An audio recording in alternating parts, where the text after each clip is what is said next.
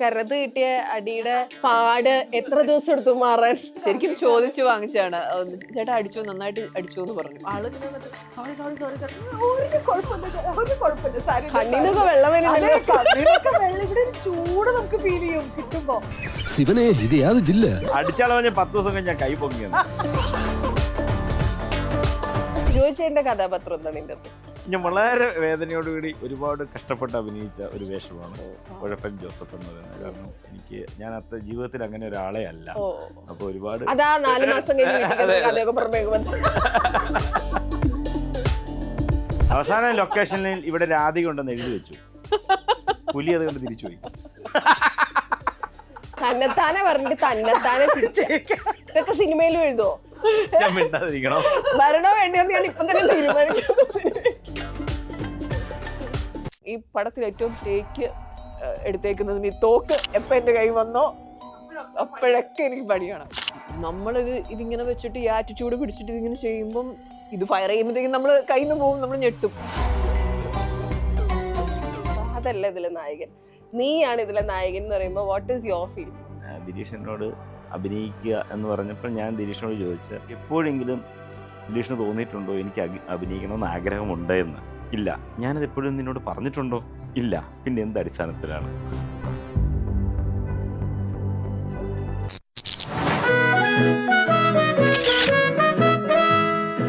Lights Camera Talkil, it's Rachel and team.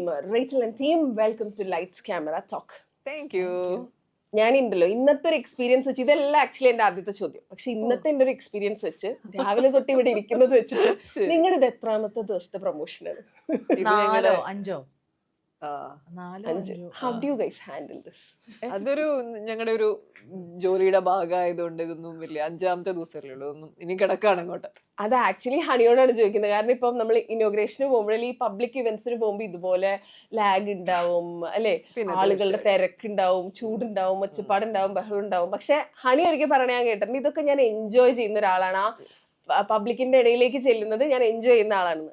എന്താണ് അതിന്റെ പിന്നിലെ സീക്രട്ട് ഒന്ന് പറഞ്ഞുതരൂ? സീക്രട്ട് സത്യം പറഞ്ഞാൽ എനിക്കും അറിയത്തില്ല, പക്ഷെ ആ വൈബ് എനിക്ക് ഭയങ്കര ഇഷ്ടമാണ്.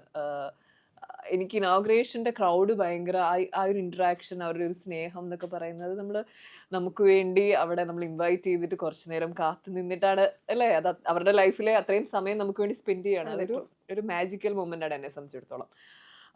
അത് ഭയങ്കരമായിട്ട് എൻജോയ് ചെയ്യുന്നവരാണ്. പക്ഷെ ഒരു ഫിലിമിന്റെ ഒരു ഷോയോ അല്ലെങ്കിൽ വേറെ എന്തെങ്കിലും ഒരു ഷോയോ അവാർഡ്സോ ഒന്നും എനിക്ക് എങ്ങനെയെങ്കിലും അവിടെ ഓടി പോന്നാൽ മതി എന്ന് ചിന്തിക്കുന്ന ഒരാളാണ്.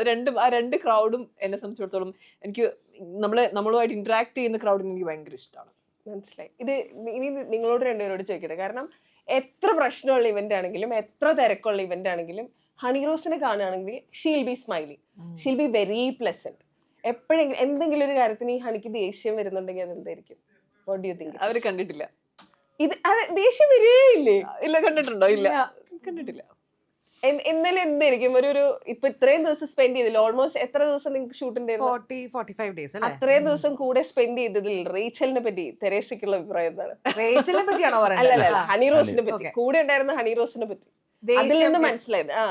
ദേഷ്യം എനിക്കറിയില്ല. ഞാൻ ഇങ്ങനെ ഇപ്പൊ ഈ ഇന്റർവ്യൂനൊക്കെ ഹണി ഇങ്ങനെ പറയുമ്പോ ഹണി ഭയങ്കര ദേഷ്യം കൺട്രോൾ ചെയ്യുന്ന ഒരാളാണ്. അപ്പൊ ഞാൻ ചോദിക്കുമ്പോ എങ്ങനെ സാധിക്കുന്നു ഇങ്ങനെ ഭയങ്കരമായിട്ട് എപ്പോഴും ഒരു കാം ആയിട്ടിരിക്കാനായിട്ട്? ഇത് ഏത് വീഡിയോ എടുത്തത് ഹണി റോസ് ചുമ്മാ അടിച്ചു കഴിഞ്ഞാൽ എല്ലാ വീഡിയോയിലും യു ആർ സ്മൈലിംഗ്, അതും from the bottom of my heart എന്നൊക്കെ പറയണ പോലെ അങ്ങനെ ചിരിക്കുന്ന ഒരാളാണ്. അതെനിക്ക് ജന്മനാ ഉള്ള ഒരു കഴിവാണ്. കൈയടിക്കേണ്ട കഴിവാണ്, അങ്ങനെ എല്ലാവർക്കും കിട്ടുന്ന ഒരു കഴിവല്ല. You are blessed with that. Okay, ജോയിച്ചേട്ടാ. ഞാൻ ഹണി റോസിനെ ആദ്യമായിട്ട് കാണുന്നത് ഈ സിനിമയുടെ ലൊക്കേഷനിൽ വെച്ചാണ്. ഞാൻ ഇവരെ നേരിട്ട് ഇതുവരെ കണ്ടിട്ടില്ല. കണ്ടു കഴിഞ്ഞപ്പോ നമ്മുടെ മറ്റേ ഈ കിഴക്കൻ പത്രോസിലേക്കുള്ള ഉർവശി ടീച്ചർ ക്യാരക്ടർ ഒക്കെ ഉണ്ടല്ലോ, അതുപോലത്തെ ഒരു ഫീൽ ആവുന്നത്. ഭയങ്കര ബ്യൂട്ടിഫുൾ ആയിട്ടുള്ള റൂഡ് ആയിട്ടുള്ള ഒരു പെൺകുട്ടി. How did this happen to you? അതെങ്ങനെ സംഭവിച്ചു എന്ന് ചോദിച്ചാൽ എനിക്ക് തോന്നുന്നു ആനന്ദിനിയോട് ചോദിക്കണം. എന്താണ് ആനന്ദിനി ഞാൻ ചെയ്താൽ കൊള്ളാം എന്നുള്ളൊരു തോട്ട് എങ്ങനെ വന്നു എന്ന് എനിക്കറിയില്ല. പക്ഷെ അത് ചോദിച്ചില്ല, അത് ഞാൻ ഇതുവരെ ചോദിച്ചിട്ടില്ല. ബട്ട് വൈ, എന്തുകൊണ്ടാണ് ആനന്ദിനി ഇവിടെ നിന്ന് വാച്ച് ചെയ്തുകൊണ്ടിരിക്കുകയാണ്. ഞങ്ങൾ ഇതല്ലാണ്ട് വേറെ ഒന്നും പറയാൻ പാടില്ല എന്ന കർശന നിയമത്തിൽ ആളുകളെപ്പുണ്ട്. എന്തുകൊണ്ട് അങ്ങനെ വന്നു? ചിരിച്ചോണ്ടിരുന്നു. So sweet. ആ ഒരു ക്വസ്റ്റ്യൻ ഞാൻ ചോദിച്ചിട്ടില്ല എന്ന് എൻ്റെ ഓർമ്മ. പക്ഷെ എൻ്റെ അടുത്ത് ഇങ്ങനെ ഒരു 1 ലൈൻ പറഞ്ഞു, ഇതാണ് നമ്മൾ ചെയ്യാൻ പോകുന്ന കഥയെന്ന് പറഞ്ഞു.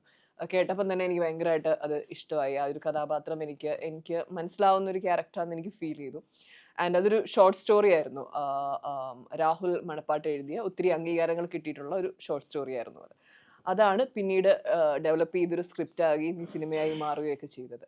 ആനന്ദിനിയെ സംബന്ധിച്ചിടത്തോളം എനിക്ക് തോന്നുന്നു ഡെബ്യൂ മൂവിയിൽ ഇത്രയും ഇൻറ്റൻസ് ആയിട്ടുള്ള ഒരു കഥ എന്തുകൊണ്ട് പുള്ളിക്കാരി സെലക്ട് ചെയ്തു എന്ന് എനിക്കറിയില്ല. അത് ചിലപ്പം അത് ഒരു പുള്ളിക്കാരിയുടെ ഒരു ധൈര്യം എന്ന് തന്നെ എനിക്ക് പറയാൻ പറ്റും. ഈ റേച്ചലിന്റെ ധൈര്യം എന്ന് പറയുന്ന പോലെ തന്നെ അത് ആനന്ദിനിയുടെ ഒരു ധൈര്യം എന്ന് തന്നെയാണ് എനിക്ക് പറയാനുള്ളത്. ഏറ്റവും ബ്യൂട്ടിഫുൾ ആയിട്ട് എക്സിക്യൂട്ട് ചെയ്യുകയും ചെയ്തിട്ടുണ്ട്. ആൻഡ് ഒരു പുതുമുഖ സംവിധായകയെ സംബന്ധിച്ചിടത്തോളം ആൾക്കൊരു മൾട്ടി ലിംഗ്വൽ റിലീസ് കിട്ടാന്നൊക്കെ പറയുന്നത് ഇറ്റ്സ് എ ബിഗ് ഡീൽ അല്ലേ?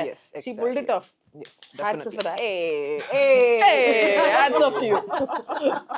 അങ്ങ് തകർക്കുക. ഭയങ്കര കയ്യടിയാണ് അല്ലെ? ആളിവിടെ ഇല്ലെങ്കിൽ എന്താ, ഞങ്ങൾ ഡയറക്ടറിനെ അങ്ങ് പുകഴ്ചാണ് ഇരുന്നത്. ഡയറക്ടറിനെ പറ്റി 2 വാക്ക് പറയാൻ പറഞ്ഞാൽ രാധിക എന്താണ് പറയുക?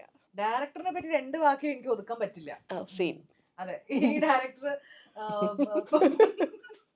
പടം ഷൂട്ടിന്റെ സമയത്തൊക്കെ ശരിക്കും അത്ര കമ്പനി ആയിരുന്നില്ല. നമ്മള് കണ്ട് ഈ റേച്ചലിനെ പറ്റിയിട്ടും ടെരേസനെ പറ്റിയിട്ടും മാത്രമായിരുന്നു നമ്മുടെ ഡിസ്കഷൻസും. അതിനപ്പുറത്തേക്ക് വേറൊന്നിനും നമുക്ക് സംസാരിക്കാനും ഇല്ല. അതുകൊണ്ട് അത്രയ്ക്ക് അങ്ങോട്ടൊരു കണക്ഷൻ ഒന്നും വന്നിട്ടില്ല. പിന്നെ ഡബിന് പോയപ്പോഴും ഒക്കെ കണ്ടിട്ടാണ് ശരിക്കും ഒരു നല്ലൊരു എനർജി ഷെയർ ചെയ്യുന്ന ഒരാളാണ് എന്നുള്ളത് മനസ്സിലായിട്ടുള്ളത്.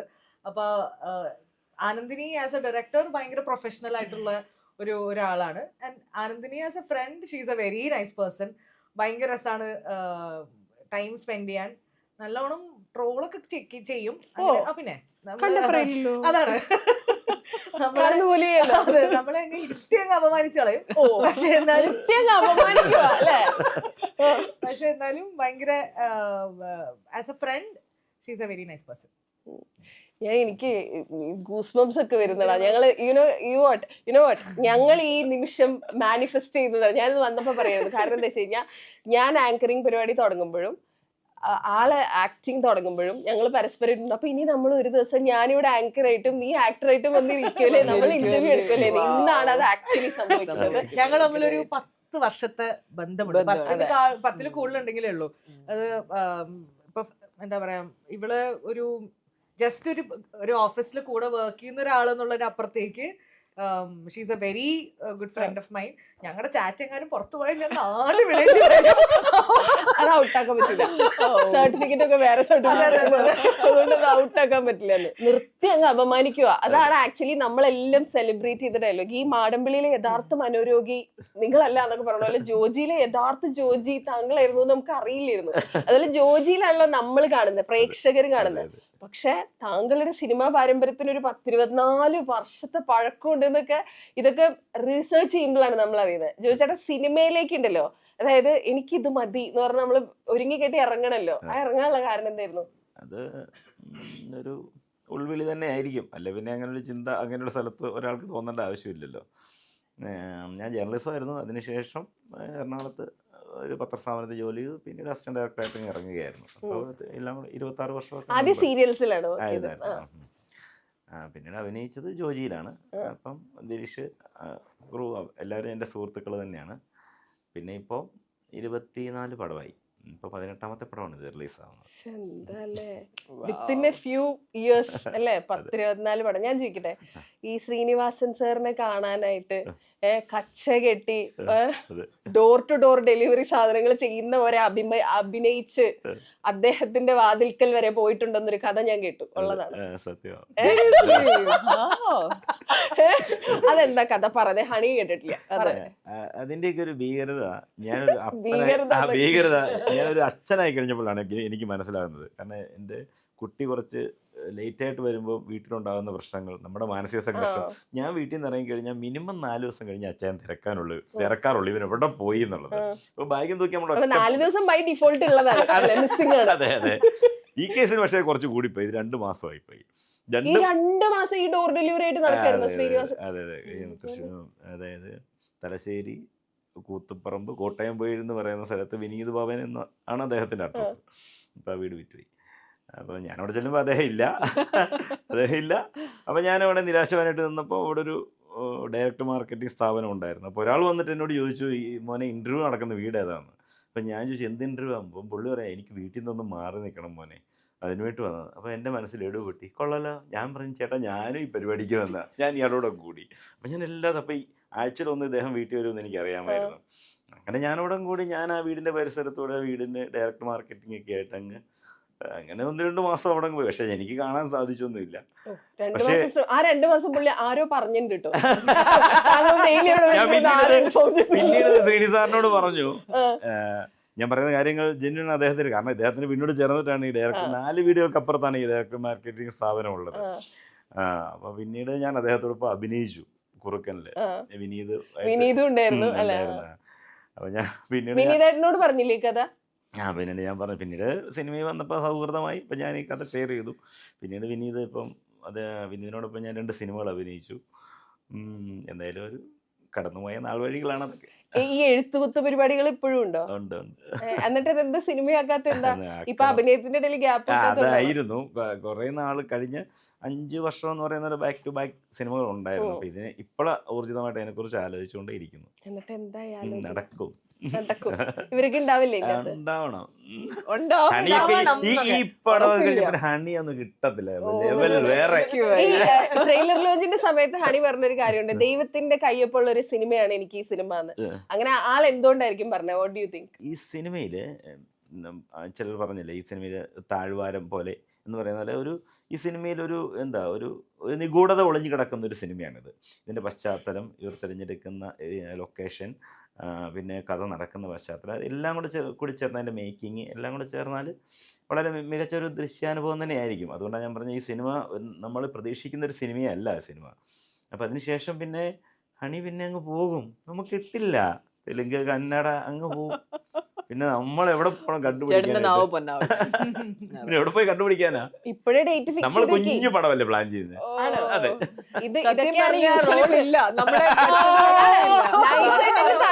നൈസായിട്ട് ഒഴിവാക്കാണ് അല്ലേ? ഇതൊക്കെ പൃഥ്വിരാജ് മറ്റേ എമ്പുരാനൊക്കെ ഇറങ്ങിയപ്പോ പറഞ്ഞ എങ്ങനെയാണ് അല്ലെ? അതന്നെയല്ലേ ഉദ്ദേശിച്ചത്.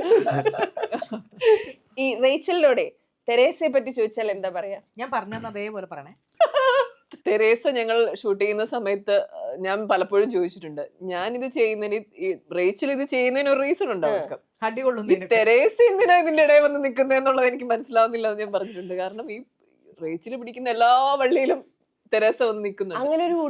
അത്രയും നല്ലൊരു ഫ്രണ്ട്, വേറൊന്നും നമ്മളിൽ നിന്ന് ആഗ്രഹിക്കാതെ, തിരിച്ചൊന്നും കിട്ടുമെന്ന് ആഗ്രഹിക്കാതെ ഭയങ്കര ലോയൽ ആയിട്ടുള്ള അങ്ങനെ ഒരാളെ നമുക്ക് റിയൽ ലൈഫിൽ കിട്ടുക എന്നുള്ളത് ഒരു ഭീകര ഒരു കാര്യമാണ്, ബ്ലെസ്സിങ് തന്നെയാണത്.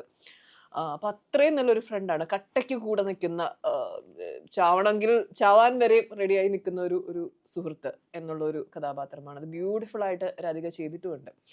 എനിക്ക് തോന്നുന്നു കുറെ ലേയേഴ്സ് ഉള്ള, റേച്ചലിന്റെ കഥാപാത്രം പോലെ തന്നെ നമുക്ക് ഡിഫൈൻ ചെയ്യാൻ കഴിയുന്ന ലേയേഴ്സ് ഉള്ള ഒരു കഥാപാത്രമാണ് രാധിക ചെയ്തേക്കുന്നത്. ആൻഡ് എനിക്ക് തോന്നുന്നു നമ്മുടെ ഒരു കോമ്പിനേഷൻ ഇറച്ചി കടയിൽ തുടങ്ങിയതാന്ന് തോന്നുന്നു അല്ലേ ഫസ്റ്റ്. ദെൻ അത് കഴിഞ്ഞിട്ട് ഞങ്ങളൊരു വീട്ടിലൊരു കോമ്പിനേഷൻ സീൻ ഉണ്ട്. അതിൽ എനിക്ക് ഒരു 5-6 പേജ് ഉണ്ടെന്ന് തോന്നുന്നു രാധികയുടെ ഡയലോഗ്. വളരെ കൂളായിട്ട് രാധിക അത് പറഞ്ഞ് അതിന് ഇതെങ്ങനെ പഠിച്ചു ഇങ്ങനെ പറയുന്നു എന്ന് ഞാൻ ഭയങ്കര അതിശയത്തോടെ ചോദിച്ചിട്ടുണ്ട്.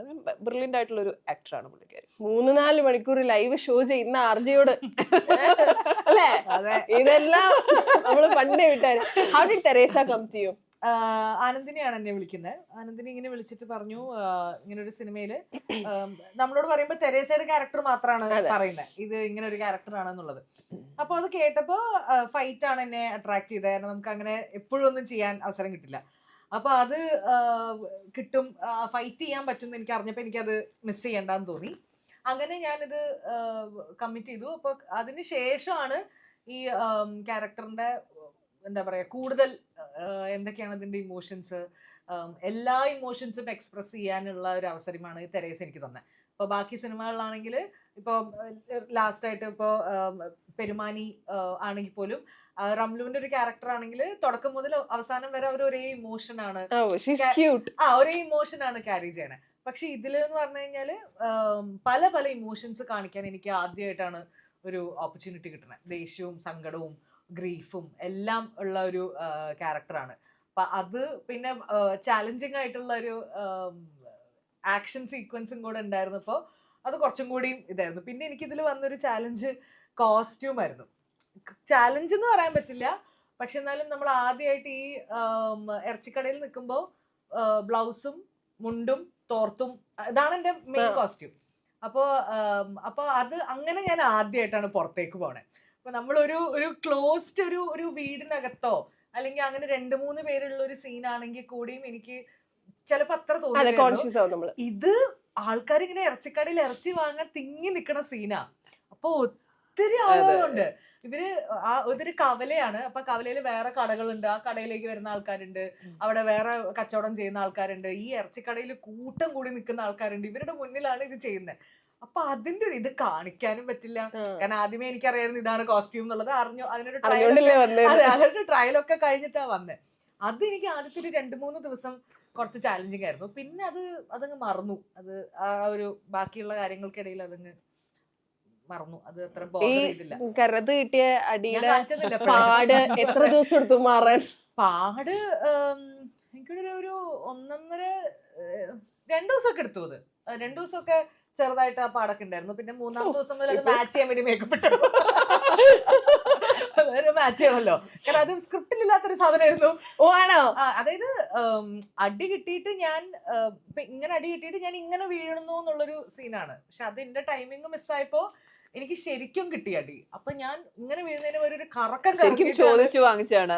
ചേട്ടാ അടിച്ചു, നന്നായിട്ട് അടിച്ചു എന്ന് പറഞ്ഞു. കഥാപാത്രത്തെ ഉൾക്കൊണ്ടതാണ്. പക്ഷെ അത് വല്ലാണ്ട് അങ്ങ് ഉൾക്കൊണ്ടത് ടൈം കിട്ടില്ല. പുള്ളി ഉൾക്കൊണ്ടു. അടിച്ചാളെ 10 ദിവസം കഴിഞ്ഞ കൈ പൊങ്ങിയെന്ന്. നല്ലോരെണ്ണം കിട്ടി. എന്നിട്ട് പല്ലക്കവിടില്ലേ? ഉണ്ട്.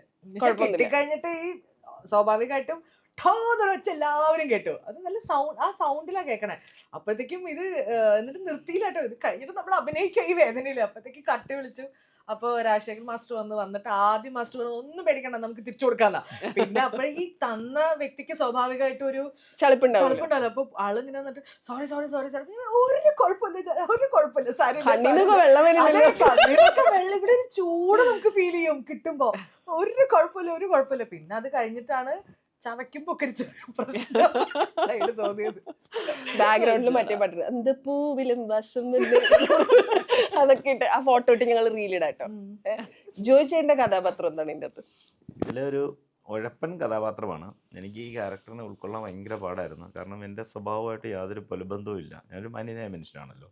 അപ്പം ഞാൻ വളരെ വിഷമിച്ചാണ്. ഞാൻ ക്യാമറ ഒന്ന് വൈഡിലിട്ടോ. ഭയങ്കര സീരിയസ് ആണോ? ഇവിടെ സൈഡിൽ നടക്കുന്ന വേറെയാണ്. ഞാൻ വളരെ വേദനയോടുകൂടി ഒരുപാട് കഷ്ടപ്പെട്ട് അഭിനയിച്ച ഒരു വേഷമാണ് ഉഴപ്പൻ ജോസഫ് എന്ന് പറയുന്നത്. കാരണം ഞാൻ ജീവിതത്തിൽ അങ്ങനെ ഒരാളെ അല്ല. അപ്പൊ ഒരുപാട് അതാ 4 മാസം കഴിഞ്ഞ് മനസ്സിലായി. ഇവരാണെങ്കിലും ഹണിയാണെങ്കിലും രാധികയാണെങ്കിലും വളരെ എനിക്ക് തോന്നുന്നു ഇവരിനി ഒരിക്കലും ഒരു സിനിമയിൽ ഇത്രയും ശ്രദ്ധിച്ച് അഭിനയിക്കുന്ന ഞാൻ വിശ്വസിക്കുന്നില്ല. കാരണം ഇവരുടെ കയ്യിലിരിക്കുന്ന അത്രയും വെയിറ്റ് ഉള്ള ഒരു കത്തിയാണ്. ശ്രദ്ധിച്ച് അഭിനയിച്ചില്ലെങ്കിൽ ഇവരുടെ വിരലോ ഇങ്ങനെ അരഞ്ഞോണ്ടിരിക്കല്ലേ. നിങ്ങൾ ഈ ഉപയോഗിക്കുന്ന മുഴുവൻ ശരിക്കുള്ള ഇറച്ചിയാ? അല്ലെങ്കിൽ ആ ഇറച്ചി മുറിയില്ലല്ലോ, അത് പ്രോപ്പർട്ടി ആണെങ്കിൽ മുറിയില്ലല്ലോ. ശരിക്കുള്ള കത്തി, തോക്ക് എല്ലാം ഒറിജിനൽ. ഇനിയിപ്പോ ഒരു കോഴിനെ പൊതിനെ കൊണ്ടുവന്ന് പ്ലാൻ ചെയ്തു. ഹണി ആൻഡ് കോ ഞങ്ങള് രണ്ടുപേരും മെയിൻ ഷോപ്പ് സ്റ്റാർട്ട് ചെയ്യാം. റോഷനും ചന്തു എടുത്തു കൊടുക്കാൻ നിൽക്കുന്ന ആൾക്കാര്. അങ്ങനെ ഞങ്ങള് നിങ്ങളെ കൂട്ടൂലേ? ചേട്ടൻ സിനിമ ചെയ്യാൻ പോവല്ലേ? ഞങ്ങളില്ലാത്ത ചെറിയ സിനിമ, നമ്മുടെ മറ്റേ നേരത്തെ പറഞ്ഞ ചെറിയ ഹണി കിട്ടാത്തോണ്ട് വിളിക്കാത്ത സിനിമ അല്ലേ? എങ്ങനെ ഉണ്ടായിരുന്നു മൊത്തത്തിൽ ഇത് ആലോചിക്കുമ്പോഴേ? അതായത് ഇനി കുറെ കാലം കഴിഞ്ഞാൽ റീച്ചലിനെ പറ്റി ആലോചിക്കുമ്പോ മനസ്സിൽ വരാൻ പോകുന്ന ഒരു ഇൻസിഡന്റ് എന്തായിരിക്കും? കാരണം ഇതൊരു നോർമൽ സിനിമയല്ലല്ലോ, കുറെ സാധനങ്ങളുണ്ട്. ഈ ഫൈറ്റ് സീക്വൻസ് ഒക്കെ ഞാൻ ഫസ്റ്റ് ടൈമാണ് അങ്ങനെ ഒരു സാധനം ചെയ്യുന്നത്. അത് ഡെഫിനറ്റ്ലി മനസ്സിൽ എന്നും തങ്ങി നിൽക്കുന്ന കാര്യങ്ങളാണ്. കാരണം നമ്മൾ ആ ഫൈറ്റ് ചെയ്യുന്നത് കാടിന്റെ ഉള്ളിലാണ്, ആ ടെറൈൻ അങ്ങനെയാണ്. ആ ക്ലൈമറ്റ് ഭയങ്കര പ്രശ്നമായിരുന്നു. നമ്മള് കാലെടുത്ത് വെക്കുമ്പോ ഫുൾ അട്ടയാണ്. ഞങ്ങള് ചില സ്ഥലങ്ങളിലൊക്കെ നമ്മൾ ഇരുന്നിട്ട് നോക്കുമ്പോൾ മുഴുവൻ ഇങ്ങനെ നമുക്ക് വാരി എടുക്കാവുന്ന പോലെ അട്ടയാണ് അവിടെയൊക്കെ. അപ്പൊ ഞങ്ങള് പറയും ഞങ്ങൾ ഉപ്പിലിട്ടിട്ട് കൊണ്ടുവന്നത്. കാരണം കാലിലും കയ്യിലും എല്ലാം മുഴുവൻ ഉപ്പ് തേച്ച് വെക്കും. അല്ലെങ്കിൽ അട്ട കടിച്ചിട്ട് നമുക്കൊരു രക്ഷയുണ്ടാവില്ല. എന്നിട്ടും കിട്ടി. അട്ട പിടിച്ച് ഉപ്പിലിട്ടു. ഞങ്ങളെ അതെ, അവസാനൊക്കെ ആയപ്പോ അട്ടാന്നുള്ള മൂടായി. അങ്ങനെയായി. അട്ടകളുമായിട്ട് കൂട്ടായത്. ഇവൻ ഞങ്ങൾ ആ ഷൂട്ട് ചെയ്യുന്ന സമയത്ത് അതിലെ കൂടെ പുലി ഒക്കെ പോകുന്നുണ്ട്. അപ്പം ആളുകൾ വിളിച്ചു പറയും അവിടുന്ന് ഞങ്ങൾക്ക് ഇൻഫർമേഷൻ കിട്ടും പുറത്തേക്ക് തന്നെ ആരും പോകരുത്, കാരണം പുലി ഇറങ്ങിയിട്ടുണ്ട് എന്നൊക്കെ, ഒറ്റയ്ക്ക് നിൽക്കരുത് എന്നൊക്കെ പറഞ്ഞു. അപ്പൊ നമ്മൾ ഇവിടുന്ന് ചുറ്റും നോക്കുമ്പോൾ മുഴുവൻ കാടാണ്. ആ കാടിന്റെ ഒരു ആംബിയൻസിൽ അത് ഷൂട്ട് ചെയ്യുന്നത്.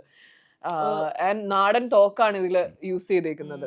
നാടൻ തോക്കെന്ന് പറഞ്ഞാൽ ഒരു 3-4 കിലോയോളം അതിന്റെ വെയിറ്റ് ഉണ്ട്. അപ്പൊ അത് എടുത്ത് കറക്റ്റ് ഇങ്ങനെ പിടിക്കുന്നത് തന്നെ എനിക്ക് കുറെ സമയത്തെ ഒരു പ്രാക്ടീസിന്റെ ആവശ്യം ഉണ്ടായിരുന്നു. പിന്നെ ഇത് നിറച്ച് ഇത് ഫയർ ചെയ്യുക എന്നുള്ളതാണ് വേറൊരു ഭീകര ടാസ്ക്. എനിക്ക് ഞാൻ ഈ പടത്തിൽ ഏറ്റവും ടേക്ക് എടുത്തേക്കുന്നത് ഈ തോക്ക് എപ്പോ എന്റെ കൈ വന്നോ അപ്പോഴൊക്കെ എനിക്ക് പണിയാണ്.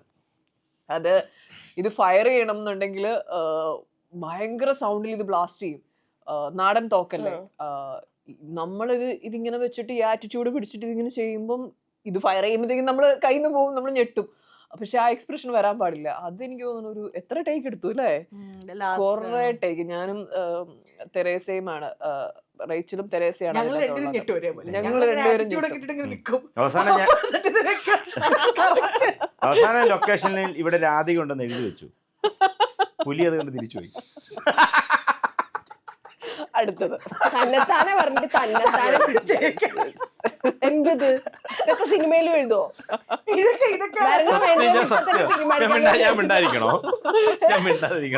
വരണോ വേണ്ടിയോന്ന് ഞാൻ ഇപ്പൊ തന്നെ തീരുമാനിക്കും. ഞാനുള്ള കാര്യം പറയുന്നത്. ജോയിച്ചേട്ടാ, ജോജി കാണുമ്പോ നമ്മള് ഫഹദ് ഫാസിൽ സിനിമ എന്നാണ് പറയുന്നത്. പക്ഷെ ദിലീഷ് പോത്തനെയും അല്ലെങ്കിൽ ആ സിനിമ ഉണ്ടാക്കിയവരെ സംബന്ധിച്ചിടത്തോളം ഫഹദ് വില്ലനും ജോയിച്ചേട്ടൻ നായകനുമാണ് അതിന്റെ. അത് ദിലീഷ് ചേട്ടൻ പറയുമ്പോ വാട്ട് വാസ് യുവർ ഫീൽ? കാരണം ഇത് ഫസ്റ്റ് സിനിമയാണ്, വീട് കണ്ടുപിടിക്കാൻ വേണ്ടി വിളിച്ചതാണ്. ജോജിയിലെ വീട് കണ്ടുപിടിക്കാൻ വേണ്ടി വിളിച്ചതാണ്. എന്നിട്ടാണ് ചെറിയ ഒരു വേഷം എന്ന് പറഞ്ഞ നായക വേഷം തരുന്നത്. അത് ഭയങ്കരമായിട്ട് ഒരൊറ്റ സിനിമയിൽ നമ്മുടെ എല്ലാവരുടെയും മനസ്സിൽ രജിസ്റ്റർ ആയി. അപ്പൊ വാട്ട് ഈസ് യുവർ ഫീൽ? അത് പറയുമ്പോ ഫഹദല്ല ഇതിലെ നായകൻ, നീയാണ് ഇതിലെ നായകൻ എന്ന് പറയുമ്പോ വാട്ട് ഈസ് യുവർ ഫീൽ? അത് പറഞ്ഞപ്പോൾ ഞാൻ ഞെട്ടിപ്പോയി. കാരണം വളരെ ചെറിയ വളരെ ദിലീഷിനോട് അഭിനയിക്കുക എന്ന് പറഞ്ഞപ്പോൾ ഞാൻ ദിലീഷിനോട് ചോദിച്ച ചോദ്യം, നമ്മൾ തമ്മിൽ എത്ര വർഷമായി സൗഹൃദം? അപ്പോൾ നീണ്ട കാലയളവായി. പുള്ളി പറഞ്ഞു നീണ്ട കാലം അറിയാമല്ലോ, നിനക്കറിയാമല്ലോ. ഞാൻ ചോദിച്ചു എപ്പോഴെങ്കിലും ദിലീഷിന് തോന്നിയിട്ടുണ്ടോ എനിക്ക് അഭിനയിക്കണമെന്ന് ആഗ്രഹമുണ്ട് എന്ന്? ഇല്ല. ഞാനത് എപ്പോഴും നിന്നോട് പറഞ്ഞിട്ടുണ്ടോ? ഇല്ല. പിന്നെ എന്ത് അടിസ്ഥാനത്തിലാണ് ഇങ്ങനൊരു തീരുമാനം എടുക്കാൻ കാരണം? അപ്പോൾ പറഞ്ഞു ഒന്ന് നിന്നാ മതിയടാ, ബാക്കി ഞാൻ ഏറ്റു. പറ്റിച്ച് ഒരു വേലക്കാരൻ്റെ വേഷം. വേലക്കാരൻ്റെ ഷേപ്പോ? ആ വേലക്കാരനെങ്കിൽ വരാം. പിന്നെ നമ്മൾ അസിസ്റ്റന്റ് ഡയറക്ടേഴ്സൊക്കെ ചെറിയ റോളുകളൊക്കെ ചെയ്യുമല്ലോ. അങ്ങനെയാണ് ഞാൻ ആ സിനിമയിലേക്ക് യാദൃശ്ചികമായി വരികയും തലേ ദിവസമാണ് ഇത്ര വലിയ ക്യാരക്ടറാണ് ഞാൻ അറിയുകയും ചെയ്യുന്നത്. ഈ ടെൻഷനൊന്നും ഇല്ലായിരുന്നു, കാരണം അവരെല്ലാവരും എൻ്റെ സുഹൃത്തുക്കളായതുകൊണ്ടാണ്. അല്ലെങ്കിൽ ഒരു പക്ഷേ നമുക്ക് അറിയില്ല. വേലക്കാരൻ എന്നൊക്കെ പറയുമ്പോൾ ഒരു വേലക്കാരിയെ പ്രതീക്ഷിച്ചു.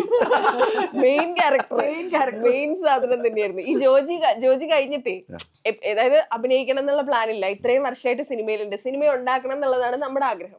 പക്ഷെ അഭിനയിച്ചപ്പോൾ നമ്മളെല്ലാവരും ഭയങ്കരമായിട്ട് ആക്സെപ്റ്റ് ചെയ്യുകയും ചെയ്തു. ജോജിക്ക് കിട്ടിയ അതേ ആക്സെപ്റ്റൻസ് ജെയ്സൺ എന്ന് പറയുന്ന ക്യാരക്ടറിന് കിട്ടി, ആൾക്ക് കിട്ടി. അപ്പൊ അത് കഴിഞ്ഞിട്ട് എപ്പോഴാണ് എന്നാ എനിക്ക് കുറച്ചാൽ ഇതായിട്ട് അങ്ങ് പോവാം എന്ന് തീരുമാനിക്കുന്നത്? അല്ല, അതിനെ തുടർന്ന് സിനിമകൾ വന്നുകൊണ്ടേയിരുന്നു. ഇത് പിന്നീട് അങ്ങനെ ചിന്തിക്കാൻ സമയം കിട്ടില്ല. അല്ലാതെ തന്നെ സിനിമകൾ ബാക്ക് ടു ബാക്ക് വന്നുകൊണ്ടേയിരുന്നു. ഇപ്പോഴേയും അങ്ങനെ തന്നെയാണ്. ഇപ്പം 3-4 പടം കൂടെ റിലീസ് ഉണ്ട്. അതിനിടയ്ക്ക് വേറെ വരില്ലേ? പിന്നെ എഴുത്ത് നടക്കോ? അതൊക്കെ പറഞ്ഞു നടക്കും. എഴുതിനൊക്കെ എങ്ങനെ സമയം കണ്ടെത്തുന്നു? അങ്ങനെയൊന്നുമില്ലേ, ഞാൻ ഉറങ്ങുന്ന സമയം. മടിയില്ല കേട്ടോ. തീരുമാനിച്ചു ഈ ഫഹദിന്റെ അടുത്തേ കഥ പറയാൻ പോയിട്ട്, അതായത് ജോജിക്ക് മുന്നേ 9 വർഷം മുന്നേ ഫഹദിനോട് കഥ പറയാൻ പോയിട്ടുണ്ടല്ലോ. ആ കഥ കേട്ടിട്ട് ഫഹദ് എന്തായിരുന്നു പറഞ്ഞേ? അന്ന് ഡേറ്റ് തന്നതായിരുന്നു. പിന്നെ ആ സമയത്ത് അദ്ദേഹത്തിന്റെ കുറച്ച് സിനിമകള് ഫ്ലോപ്പായ ഒരു ടൈമൊക്കെ ആയിരുന്നു. സെഞ്ചുറി ഫിലിംസിന് വേണ്ടിയിട്ടാണ് ഞാൻ കഥ പറയാൻ പോയത്. ആ സിനിമയാണ് എനിക്ക് തോന്നുന്നു പിന്നീട് അതിരനായി മാറുന്നത് ആ ഒരു ഡേറ്റ് ആണെന്ന് തോന്നുന്നു. പിന്നീട് സെഞ്ചുറി ഫിലിംസ് അത് ചെയ്തു. ഫഹദിനെ കണ്ടപ്പോൾ മുൻപരിചയം ഉണ്ടെന്ന് പറഞ്ഞു. പക്ഷെ നമുക്ക് മുമ്പ് പരിചയമില്ലെന്നാണ് ആദ്യം പറഞ്ഞത്. എന്തിനാ വെറുതെ? അതെ, നമ്മൾ എന്തിനാ പണ്ട് കഥ പറയാൻ എവിടെയോ കണ്ടിട്ടുണ്ടല്ലോ.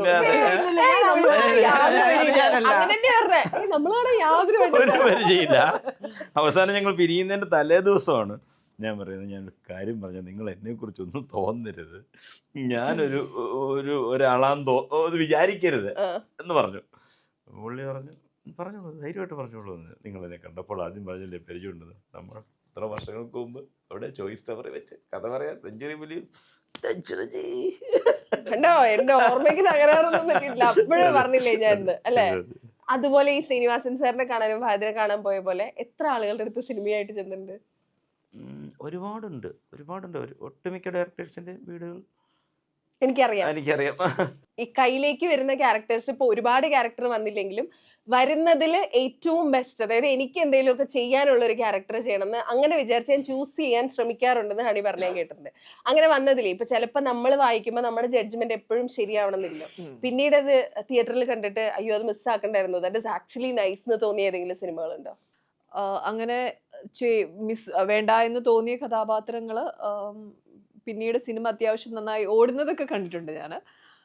ബട്ട് ഡെഫിനറ്റ്ലി എനിക്ക് മാനസികമായിട്ട് ഓക്കെ ആയിട്ട് തോന്നാത്ത കഥാപാത്രങ്ങളാണ് എനിക്കത് വേണ്ട. എന്തെങ്കിലും അതിനൊരു റീസൺ ഉണ്ടായിരിക്കും. അപ്പൊ പിന്നീട് നമ്മൾ അതിൽ പിന്നെ റിഗ്രറ്റ് ചെയ്തിട്ട് കാര്യമൊന്നുമില്ല. ഈ അഭിനയത്തിലേക്ക് രാധിക എന്ന് പറയുന്ന ആള് വന്നത് വളരെ ആക്സിഡന്റൽ ആയിട്ടാണെന്ന്. എനിക്ക് എന്തോ പോലെ അതെന്താ ആദ്യമായിട്ട് നീ രാധിക വിളിക്കണോ? ആലുമഡോലുമാന്ന് വിളിക്കണോ? ഒരു കാര്യം. അപ്പൊ നീ വന്നിട്ടുള്ളത് അത്ര ഭയങ്കര പാഷനോട് കൂടിയൊന്നുമല്ല, ഇറ്റ് വാസ് ആക്സിഡന്റ്.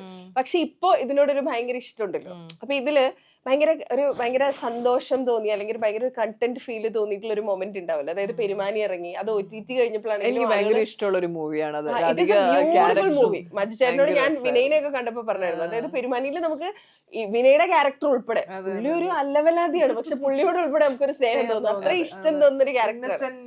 അത്രയും മനുഷ്യന്മാരാണ്. അപ്പൊ പെരുമാനി ആണെങ്കിലും അപ്പനാണെങ്കിലും, അപ്പൻ കണ്ടിട്ടൊക്കെ ഞാൻ നിന്നോട് നേരിട്ട് പറഞ്ഞിട്ടുണ്ട്, പെരുമാനി ആണെങ്കിലും അപ്പനാണെങ്കിലും ചെയ്ത ക്യാരക്ടേഴ്സ് ചെറുതോ വലുതോ ഇറ്റ് വാസ് നൈസ്. അപ്പൊ ഇതില് ഒട്ടും പ്രതീക്ഷിക്കാണ്ട് കിട്ടിയ ഒരു റിവ്യൂ അത് കേട്ടിട്ട് സന്തോഷായി, ഇനി എനിക്ക് എന്ത് കിട്ടിയാലും കുഴപ്പമില്ല എന്നുള്ളൊരു ഫീൽ വന്നത് എന്തായിരുന്നു?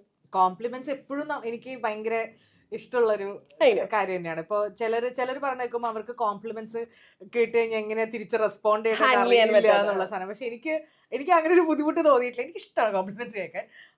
അത് സിനിമയായിട്ട് അടുത്ത് നിൽക്കുന്ന ആൾക്കാരുടെ അടുത്തുനിന്ന് ആ കോംപ്ലിമെന്റ്സ് വരുമ്പോൾ അതെനിക്ക് ഭയങ്കര സ്പെഷ്യൽ. ഇപ്പൊ അപ്പൻ കഴിഞ്ഞ സമയത്ത് ഇപ്പൊ ഇൻഡസ്ട്രിയിൽ നിന്ന് കുറെ ആൾക്കാർ, ഇപ്പൊ അത് എനിക്ക് ഭയങ്കര രസം. ഞാൻ ഫസ്റ്റ് ആയിട്ടൊരു സിനിമ ചെയ്തു, ആ സിനിമ ഇറങ്ങി ഒരു 3-4 ദിവസത്തിനുള്ളിൽ ഇൻഡസ്ട്രിയിൽ ഞാൻ കണ്ട് സിനിമയിലും സ്ക്രീനിൽ മാത്രം കണ്ടിട്ടുള്ള ആൾക്കാര് അവര് വേറെ ആരുടെ അടുത്തുനിന്നോ, വളരെ സീനിയർ ആയിട്ടുള്ള ആൾക്കാർ വേറെ ആരുടെ അടുത്തുനിന്നോ നമ്പർ എടുത്ത് അവർ എന്നെ പേഴ്സണലി വിളിച്ച് നന്നായിരുന്നു, ഇൻക്ലൂഡിങ് നമ്മുടെ Siddique Lal sir.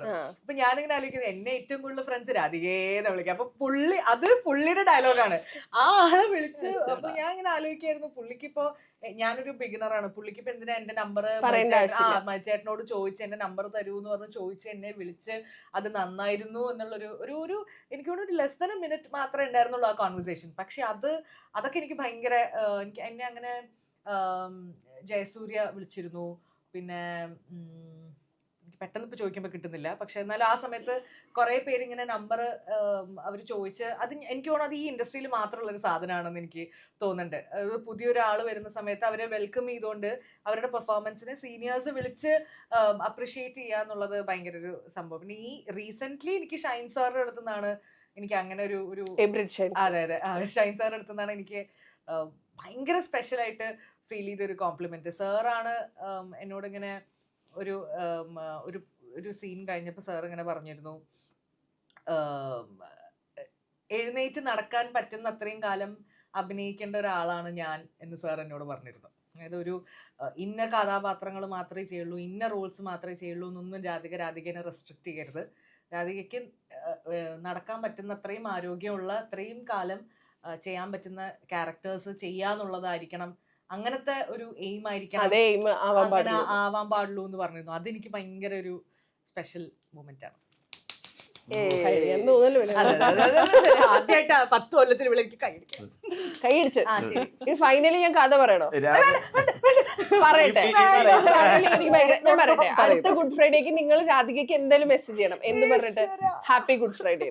U know why? ഈ ഗുഡ് ഫ്രൈഡേ എന്ന് പറഞ്ഞാൽ നമ്മൾ സങ്കടമുള്ള ദിവസമാണല്ലോ. അപ്പൊ ഗുഡ് ഫ്രൈഡേയുടെ ഞാൻ പറയാം. റേഡിയോയില് ഷോ ഞാൻ നടക്കുക പറയാം.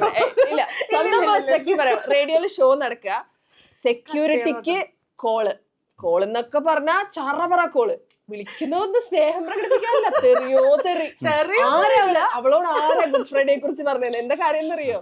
ചേച്ചി പറഞ്ഞിട്ട് അപ്പൊ എല്ലാവർക്കും ഒരു നല്ല good Friday, happy good Friday പറഞ്ഞിട്ട് ഷോ അതിന്റെ ചെയ്തിട്ട് പോയി. ആദ്യമായിട്ട് ഒരു ആദ്യം മറ്റേ കർത്താവിന്റെ കാര്യം പറഞ്ഞ എല്ലാവരും സങ്കടപ്പെട്ട് വെക്കുമ്പോ ഹാപ്പി ഗുഡ് ഫ്രൈഡേ എന്നൊക്കെ പറഞ്ഞ ഒരാളെ ഷോ. അന്നത്തെ ദിവസം ഞങ്ങളുടെ PH സെക്യൂരിറ്റി ആർക്കും ഫോൺ താഴേക്കാൻ പറ്റും. അത് കഴിഞ്ഞ് ഇത് സംഭവിച്ചിട്ട് മിനിമം ഒരു 5 വർഷമായി. 5 ഒന്നും പോരാ. അപ്പൊ ഹണി റോസ് എന്ന് പറയുന്ന ആക്ടറിനെ rather than beauty, her acting skills കാണാൻ വെയിറ്റ് ചെയ്തിരിക്കുന്ന ഒരു സിനിമയാണ്. ഇപ്പൊ ട്രെയിലർ കാണുമ്പോഴാണെങ്കിലും നമുക്ക് കിട്ടിയിട്ടുള്ള ടീസർ വെച്ചിട്ടൊക്കെ ആണെങ്കിലും നമുക്ക് അങ്ങനെയാണ് മനസ്സിലായത്. It is more than just honey Rose എന്ന്. അത് അങ്ങനെ തന്നെ ആവട്ടെ തിയേറ്ററിൽ. ഈ പറഞ്ഞതിലും കൂടുതൽ എന്തെങ്കിലുമൊക്കെ നിങ്ങൾക്ക് മൂന്നാൾക്കും ആഡ് ചെയ്യാനുണ്ടോ? റേച്ചൽ നമ്മൾ ഓൾറെഡി ഡിസ്കസ് ചെയ്തു. ഇതൊരു ഫീമെയിൽ ഓറിയന്റഡ് മൂവി എന്നതിനപ്പുറത്തേക്ക് ഇതൊരു സിനിമാറ്റിക് എക്സ്പീരിയൻസ് ആണ്. എല്ലാ പ്രേക്ഷകരെയും ഒരേപോലെ ഇഷ്ടപ്പെടുത്തുന്ന ഒരു സിനിമയായിരിക്കും. ഒരു പക്ക എന്റർടൈനർ തന്നെയായിരിക്കും ഈ സിനിമ. ഇതിനെ ഏത് കാറ്റഗറിയിൽ പെടുത്തണം എന്ന് ചോദിച്ചാൽ മേ ബി നമുക്കൊരു റിവെഞ്ച്, ആക്ഷൻ, ത്രില്ലർ എന്നൊക്കെ ആ ഒരു നമുക്ക് അങ്ങനെയൊക്കെ വേണമെങ്കിൽ നമുക്ക് വിളിക്കാവുന്ന ഒരു മൂവിയാണ്. ഒരു വിഷ്വൽ ട്രീറ്റ് തന്നെയായിരിക്കും. ബിക്കോസ് ആനന്ദിനി, സ്വരൂപ് ചേട്ടനാണ് ഇതിന്റെ ക്യാമറ ചെയ്തേക്കുന്നത്. അപ്പം ആനന്ദിനി ഒരു പെയിന്റിങ് പോലെ വേണം എന്നാണ് പറഞ്ഞത് ചേട്ടൻ്റെ അടുത്ത്.